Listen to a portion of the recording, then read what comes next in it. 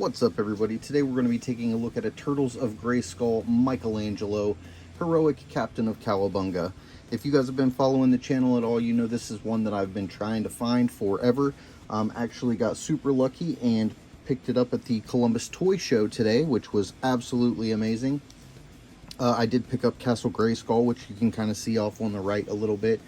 Vintage 1982 style castle. Thought it'd be cool to have. Always wanted one as a kid, and I never actually got one. So I did pick that up along with some other things, but Michelangelo is the thing that I was happiest to find at the toy show. So let's go ahead and take a closer look at his box, and then we'll get him busted out of the package. Alright, as we can see here on the back, we got some really cool artwork of Michelangelo kind of battling against Hordak. Really excited to get that Hordak figure right here. I have not seen him yet. I haven't seen any of the wave yet. I was lucky enough to find Michelangelo at that toy show, like I said, so super happy that we picked him up. We're going to go ahead and focus in a little bit on the picture we got up at the top here, and it says, Mikey may be a party dude with pizza on his mind, but after hearing about the heroics of He-Man, he has a new purpose: be the most powerful turtle in the universe. He grabs a blonde wig and begins emulating Eternia's greatest warrior. So here you can see we've got the press-on He-Man wig that's going to go right on top of Michelangelo's head.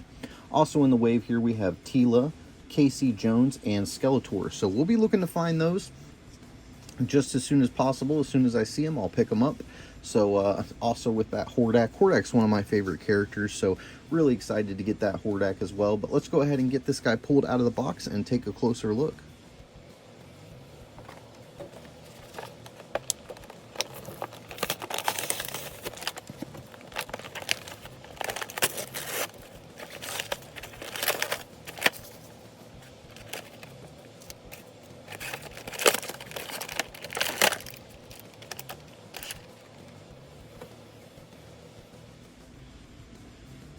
Alright, so there he is pulled out of the cardboard, still in the plastic though. I thought we'd go ahead and take a quick look at this comic book before we go over Michelangelo himself.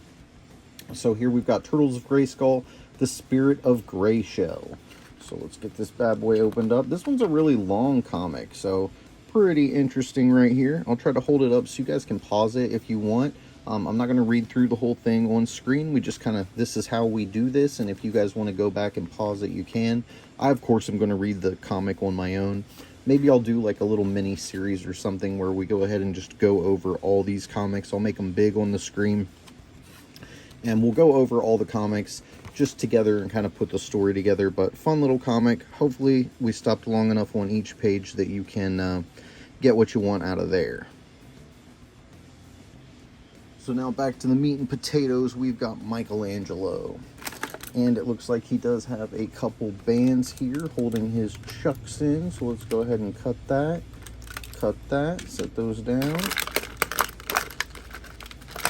Oh, nice. And they do have a plastic chain as well. So it's not just like a fixed position nunchuck. They actually will move about with that plastic chain. What do we got here? We got the shell we can pull out, and then more bands.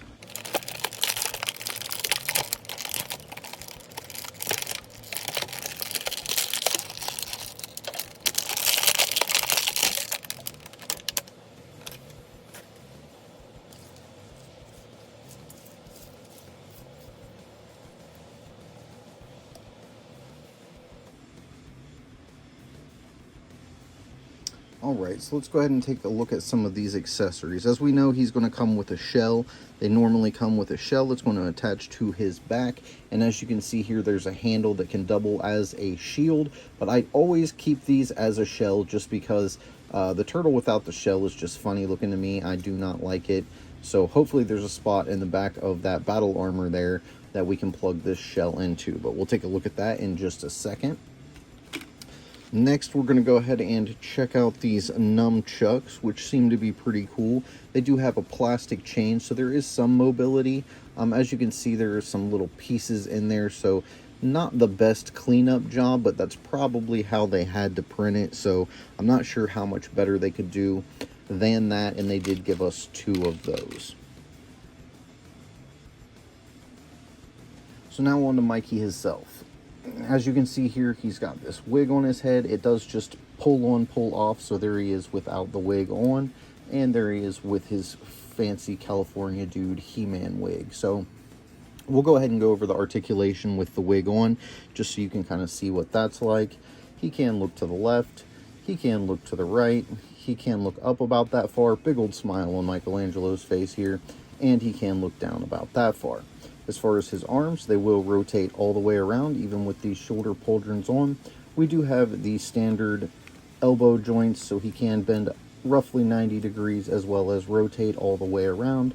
He has the He-Man wrist bracers, and he does have a joint in his wrist there, so he can go in and out as well as rotate all the way around. I'm going to pull the hair off for just a little bit here.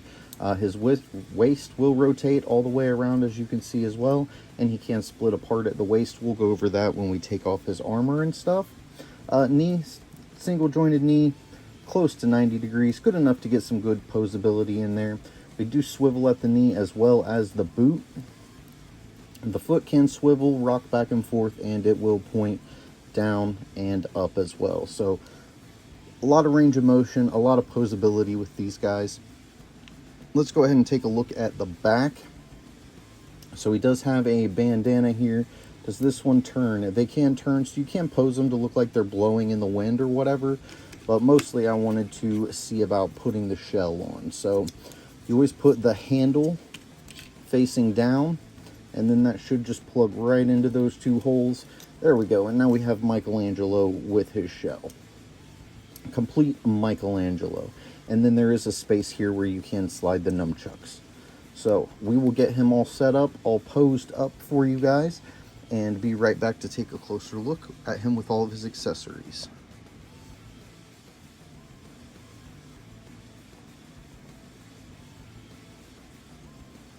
So there we've got him all posed up with his nunchucks, looking extra cool. I do like how you can pose them in different stances and stuff. It really adds to the character, all the flexibility and things that we have. I went ahead and posed him with the blonde He-Man wig on. So now what we're going to do is we're going to go ahead and get him all pulled apart. We're going to completely disassemble him. Go ahead and take all the armor and stuff just so we can see what that basic turtle body looks like. Then we'll bring in his brothers, which you can kind of see blurred out a little bit in the background, and kind of compare all four of the first wave of turtles that we got. We do have some more turtles coming, but these are the first iterations of the turtles in this series. So I kind of want to compare them together. But first, we're going to go ahead and pull off all of Michelangelo's armor.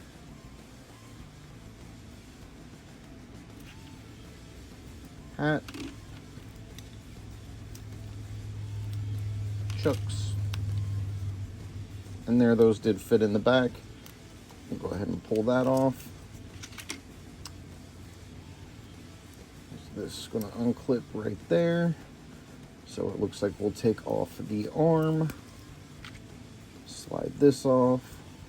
Take off the other arm.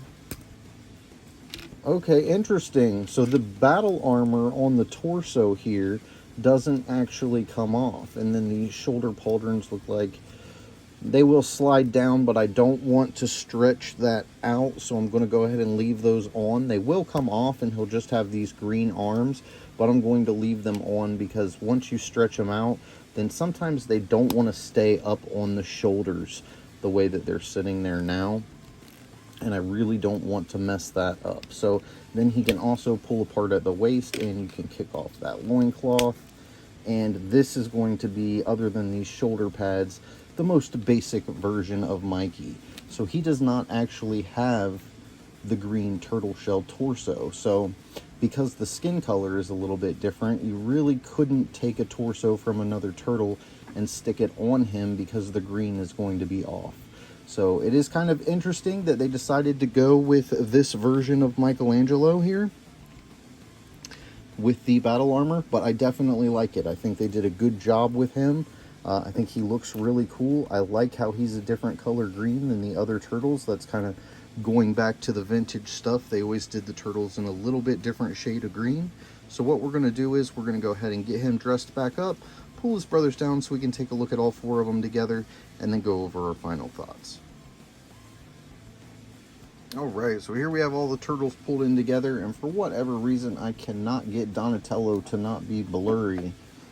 He's just showing up a little blurry for me. Maybe if I stick him back here behind Michelangelo, that seems to be working out a little bit better. But here we've got all four of the turtles pulled in together, and as you can see, all of their skin tones are slightly different from one another. So like I was saying earlier, you wouldn't really be able to use the torso of another turtle on Michelangelo. He's kind of stuck with that battle armor, so if you're not okay with that, that is something to note in advance, and maybe you'll want to hold out and see if they put out another Michelangelo turtle. But these four are looking really good. I love the mixing that they did with the Masters of the Universe, how they gave them armor from the Eternia world and stuff like that. I think it's really cool. It really goes together well, and this is a mashup that I've been waiting for since childhood. I think these guys are absolutely great, and I'm so happy to have this set. When it comes down to my favorite of the turtles, I'm really torn. It's such a hard choice for me. I do like the Donatello. He's probably going to be more towards one of my favorites. Raphael and Michelangelo are always my favorite turtles.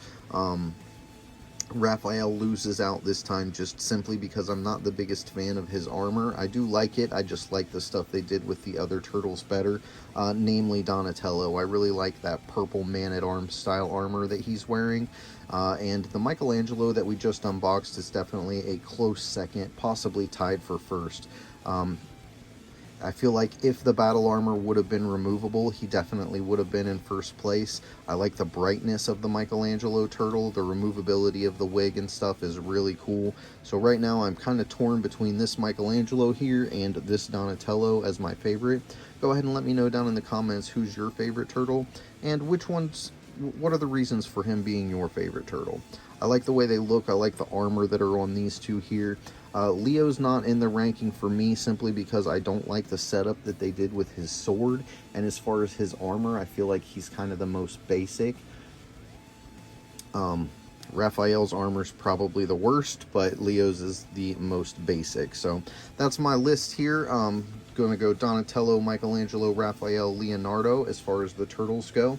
If you're interested in seeing any of the other figures unboxed from Turtles of Grayskull, we've got Man-at-Arms, we've got Splinter Skull, we've got Mouse Jaw, we've got Shredder, Beastman, Mossman, Krang, Mutated Ram Man, Slaker, and Mutated He-Man already unboxed and up on the channel.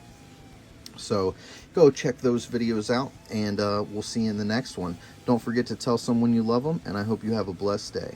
Hit that like and subscribe button as well. Don't forget to do that.